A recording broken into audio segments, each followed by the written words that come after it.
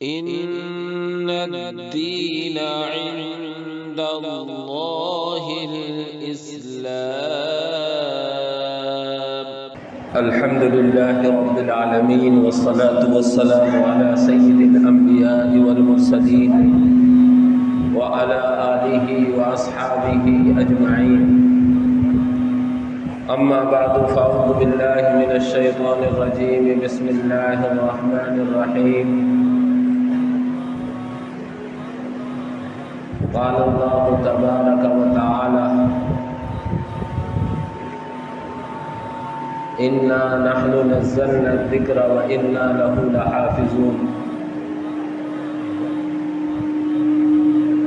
وقال عليه الصلاة والسلام: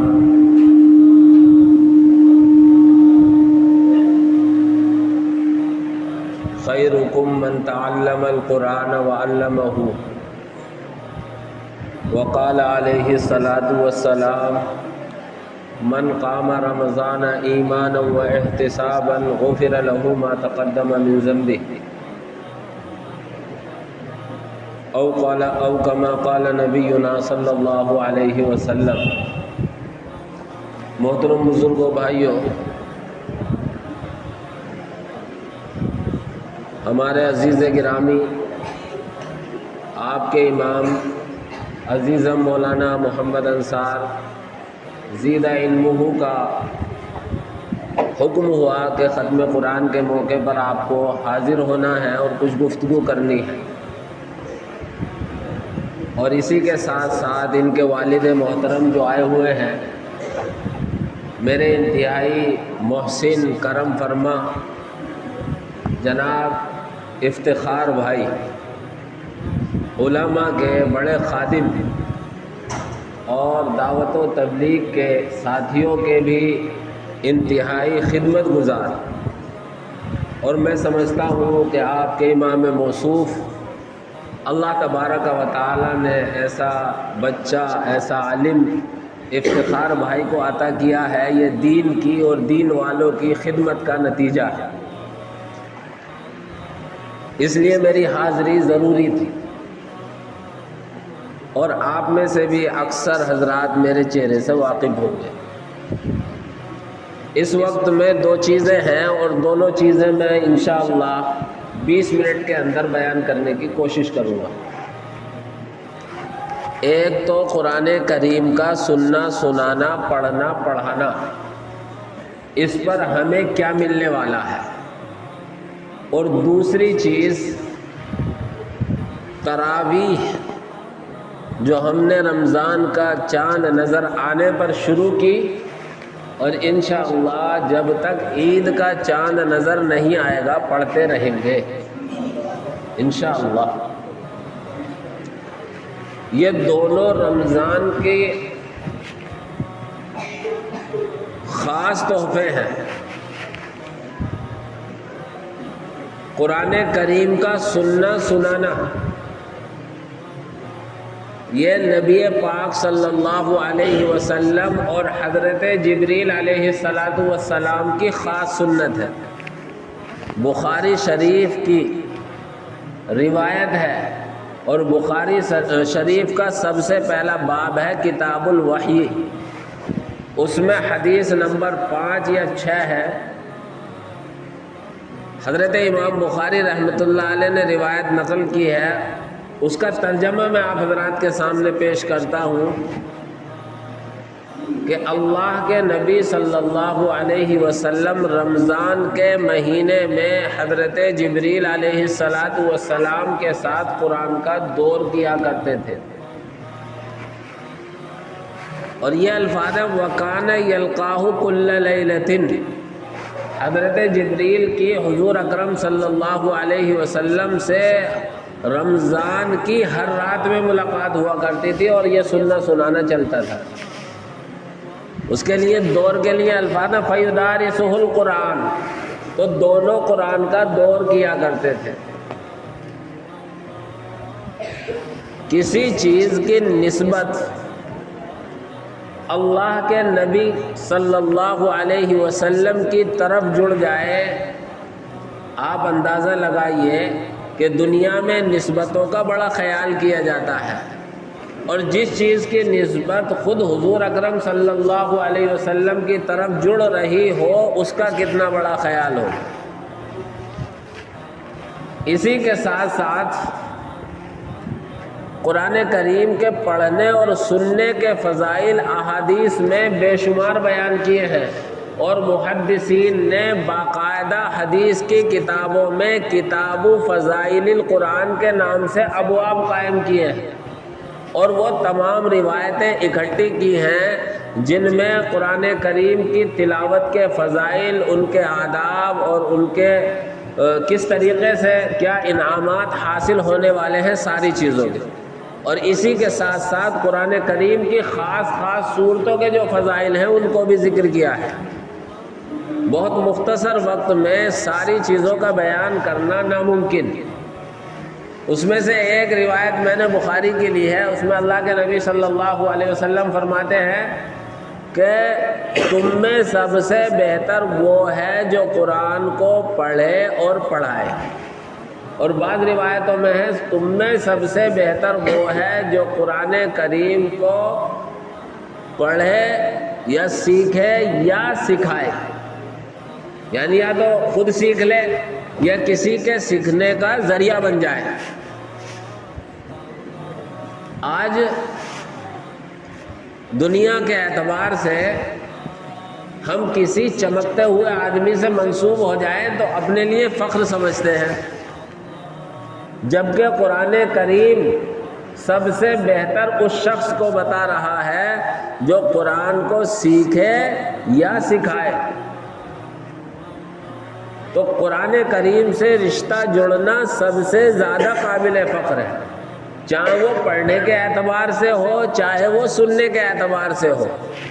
قرآن کریم کا پڑھنا اور سننا دونوں مقام و مرتبے کے اعتبار سے بڑی فضیلت کے حامل ہے، اس لیے کہا گیا ہے فَإِذَا قَرَأْتَ الْقُرْآنَ فَاسْتَعِذْ بِاللَّهِ، اور ایک جگہ وَإِذَا قُرِئَ الْقُرْآنُ فَاسْتَمِعُوا لَهُ۔ پہلی آیت کا ترجمہ ہے جب قرآن پڑھا جائے تو کئی شیطان تلاوت میں آ کر رخنا نہ ڈالے، اللہ کی پناہ مانگ لو، اور دوسری آیت کا ترجمہ ہے جب قرآن پڑھا جائے تو اسے غور سے سنو، وَأَنصِتُوا، اور خاموش رہو۔ کیا ہوگا؟ قرآن کہہ رہا ہے لَعَلَّكُمْ تُرْحَمُونَ، یقینی طور پر اللہ کی رحمتیں تم پر اتریں گی۔ حدیث میں ایک واقعہ بیان کیا گیا ہے، ایک صحابی رات میں نفلوں میں کھڑے ہو کر قرآن تلاوت کر رہے تھے، پاس میں ان کا چھوٹا بچہ سویا ہوا تھا اور پاس میں ان کا گھوڑا بندھا ہوا تھا۔ وہ تلاوت کریں تو گھوڑا بدھ کے، اور انہیں ایک روشنی نور جیسی نظر آئی، سفید روشنی نظر آئی۔ جب وہ گھوڑا بدکنے لگے تو اس ڈر سے کہ کہیں بچہ پاس میں سویا ہوا ہے، بچے کو کوئی حادثہ نہ ہو جائے، تکلیف نہ پہنچ جائے، وہ آہستہ شروع کر دے۔ صبح کو اللہ کے نبی صلی اللہ علیہ وسلم سے ماجرا بیان کیا، اللہ کے نبی نے فرمایا کہ تمہاری تلاوت کو فرشتے سننے آتے تھے، جب وہ فرشتوں کو دیکھتا تھا گھوڑا تو وہ بدکتا تھا۔ اسی طریقے سے پڑھنے اور سننے کی اللہ کے نبی صلی اللہ علیہ وسلم نے فرمایا کہ جو شخص قرآن کریم پڑھتا ہے اور اس میں سننے والا بھی شامل ہے تو ایک حرف پر 10 نیکیاں ملتی ہیں۔ اور پھر آپ نے فرمایا میں یہ نہیں کہتا کہ الف لام میم ایک حرف ہے، بلکہ کہا الف ایک حرف ہے، لام ایک حرف ہے، میم ایک حرف ہے۔ اب الف میں بھی 3 حرف ہے، صرف الف میں حمزہ لام فا، اگر الف اتنا پڑھ لیا تو ہر حرف پر 10 نیکیاں ہو گئیں، تو الف پڑھنے پر 30 نیکیاں ہو گئیں۔ لام میں بھی 3 ہے اور میم میں بھی 3 ہے، تو اتنا پڑھا الف لام میم، کتنی نیکیاں ہو گئیں؟ 90 نیکیاں ہو گئیں۔ اب اندازہ لگائے، مشہور قول کے مطابق قرآن کریم میں 6666 تو آیتیں ہی ہیں اور حروف تو لاکھوں میں ہیں۔ تو اگر ہم نے تراویح میں قرآن کریم کو سنا ہے تو کتنی نیکیاں ہمارے اور آپ کے خاتے میں جمع ہو گئی۔ اسی طرح ایک روایت میں اللہ کے نبی صلی اللہ علیہ وسلم نے فرمایا یقال لصاحب القرآن، قرآن پڑھنے والے سے کہا جائے گا، محدثین نے لکھا اس میں وہ ناظر خواہ بھی شامل ہے جو قرآن کی مستقل تلاوت کرتا ہے۔ کیا کہا جائے گا؟ اقرا، پڑھو قرآن، ورتقی، جنت کے درجوں پر چڑھتے چلے جاؤ، ورتل کما کنت ترتل فی الدنیا، اور ایسے مزہ لے لے کر پڑھو، ٹھہر ٹھہر کر پڑھو جیسے تم دنیا میں پڑھتے تھے۔ کیا ہوگا؟ فَإِنَّ مَنزِلَتَكَ آخِرُ آیَةٍ تَقْرَؤُهَا، تمہاری آخری منزل وہ ہوگی جو آخری آیت ہوگی۔ اور جس نے قرآن کریم کی دنیا میں تلاوت کی ہوگی، اس پہ عمل کیا ہوگا، تو کل قیامت میں بھی ایسے پڑھتا چلا جائے گا اور وہ الناس پہ جا کر رکے گا۔ اسی طرح ایک روایت میں یہ ہے کہ قرآن کریم کا پڑھنے والا میر منشی فرشتوں کے ساتھ ہوں گے، ماہر فرشتوں کے ساتھ ہوں گے۔ تو اس طرح کے بہت سارے قرآن کریم کے فضائل ہیں، اور کسی کو اللہ حفظ قرآن کی دولت سے نواز دے تو اس کا تو مزہ ہی مزہ ہے، اور اس کا نہیں، اس کے گھر والوں کا مزہ ہے۔ ایک روایت میں ہے اللہ کے نبی نے فرمایا آپ حضرات بہت سے حافظوں کے والد ہوں گے اور بہت سے تمنا رکھتے ہوں گے ہمارے بچے حافظ ہو جائیں۔ اللہ کے نبی نے کہا کہ کل قیامت میں حافظ قرآن کے والدین کو ایسا تاج پہنایا جائے گا جس کی روشنی تمہارے اس سورج کی روشنی کو ماند کر دے گی۔ اندازہ لگائیں کتنے میلوں دوروں پر سورج ہے اور کیسی روشنی ہوتی ہے۔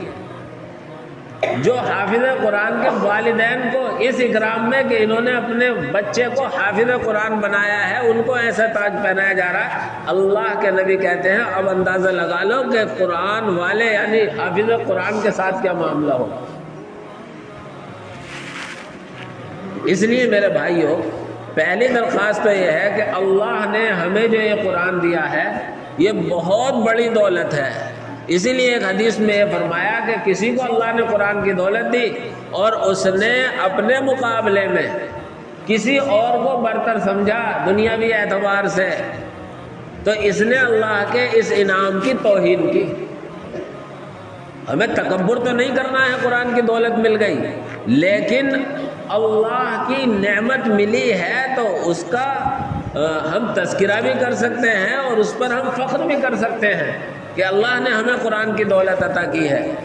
تو میرے بھائیو، قرآن کریم کا سننا اور سنانا یہ دونوں چیزیں اللہ رب العزت والجلال کی توفیق سے ہوئی ہیں، اور قابل مبارکباد ہے آپ حضرات کہ آپ نے قرآن کریم کو پڑھا بھی ہے، سنا بھی ہے۔ اللہ اس کو قبول فرمائے۔ دوسرے، ہمیں تراویح پر کیا ملنے والا ہے، اس کے لیے میں نے بخاری کی ایک روایت پڑھی۔ اللہ کے نبی صلی اللہ علیہ وسلم فرماتے ہیں من قام رمضان ایمانا و احتسابا، جو شخص رمضان میں عبادت کرے، اور عبادت میں خاص طور سے یہ تراویح شامل ہے، تہجد پڑھے وہ بھی چلے گا۔ محدثین نے اس روایت کو تراویح کے لیے بیان کیا ہے، اور اس کے علاوہ جو روایتیں ہیں جو تہجد کے فضائل میں آئی ہیں وہ بھی تراویح پر فٹ ہوں گی۔ کہتے ہیں اللہ کے نبی کہ جو شخص رمضان میں عبادت کرے، پہلی بات اللہ پر یقین رکھتے ہوئے، ایمان رکھتے ہوئے اللہ مجھے دے گا، وہ احتساباً اور ثواب کی امید رکھتے ہوئے، غفر لہ ما تقدم من ذنبی، اس کے سارے پچھلے گناہ معاف کر دیے جائیں گے۔ لیکن یہاں یاد رکھیں، یہاں گناہ معاف کرنے سے چھوٹے گناہ مراد ہیں جنہیں صغیرہ گناہ کہتے ہیں۔ کیوں؟ اس لیے کہ کوئی ایمان والا ایسا ہو ہی نہیں سکتا کہ اس کے ذمہ کبیرہ گناہ ہو۔ کبیرہ گناہ ہو جاتا ہے ایمان والے سے، لیکن کبیرہ بڑا گناہ اگر ہو گیا تو وہ بغیر توبہ کے اسے چین نہیں آتی، اور چھوٹے گناہوں کا بعض دفعہ پتہ نہیں چلتا تو اللہ اس طریقے سے معاف کر دے گا۔ اور تراویح کی ایک حکمت حضرت مولانا حکیم الاسلام قاری محمد طیب صاحب رحمۃ اللہ علیہ نے بیان کی ایک روایت ہے، اللہ کے نبی صلی اللہ علیہ وسلم کہتے ہیں، حدیث قدسی ہے، اللہ فرماتا ہے کہ بندہ جب سجدہ کرتا ہے تو بندے کا سر میرے قدموں پر ہوتا ہے۔ توجہ سے سنیں، جب بندہ سجدہ کرتا ہے تو بندے کا جو پیشانی ہے سب سے افضل اور اعلیٰ ہے۔ کہتے ہیں نا سر نہیں جھکاؤں گا جان دے دوں گا، یہ عزت کی چیز ہے، لیکن اللہ کے سامنے، اپنے معبود کے سامنے اسی سب سے زیادہ عزت والی چیز کو ذلیل کیا جاتا ہے۔ اللہ ہم تیرے بندے ہیں اور ہمارے جسم میں جو سب سے اعلیٰ اور افضل چیز تھی وہ تیرے قدموں پہ رکھ دی۔ تو بندے کا سر سجدے میں جب ہوتا ہے، اللہ فرماتا ہے وہ گویا میرے قدموں پر ہوتا ہے۔ آپ اندازہ لگائیں، کتنی ہی بڑی غلطی کر کے کسی کے سامنے اگر آپ جا کر جھک جائیں تو اگر وہ شیطان نہ ہوا تو یقیناً اس کے دل میں رحم آ جائے گا۔ اللہ رب العزت والجلال جس کے بارے میں کہا گیا ارحم الراحمین، سب رحم کرنے والوں میں سب سے زیادہ رحم کرنے والا ہے۔ قاری طیب صاحب رحمۃ اللہ علیہ نے یہاں نقطہ لکھا کہ تراویح میں 20 رکعت ہوتی ہیں روزانہ اور 20 رکعت میں 40 سجدے ہوتے ہیں، اور اللہ کے نبی کی اس حدیث کو سامنے رکھتے ہوئے کہ جب بندہ سجدہ کرتا ہے تو سجدے میں اس کا سر اللہ کے قدموں پر ہوتا ہے۔ روزانہ رمضان کے برکت والے مہینے میں عشاء کے بعد جب بندہ تراویح پڑھے گا تو 40 مرتبہ اپنا ماتھا، اپنی پیشانی اللہ کے قدموں پر رکھے گا۔ وہ اللہ جو سب سے زیادہ رحم کرنے والا ہے، سب سے زیادہ معاف کرنے والا ہے۔ جبکہ ایک واقعہ نقل کیا گیا ہے کہ ایک بت پرست اپنے سامنے بت رکھ کر اور یا صنم 70 سال کہتا رہا۔ ایک مرتبہ اس سے غفلت کی حالت میں یا صمد اللہ کا نام زبان سے نکل گیا۔ اللہ نے کہا میرے بندے میں حاضر ہوں۔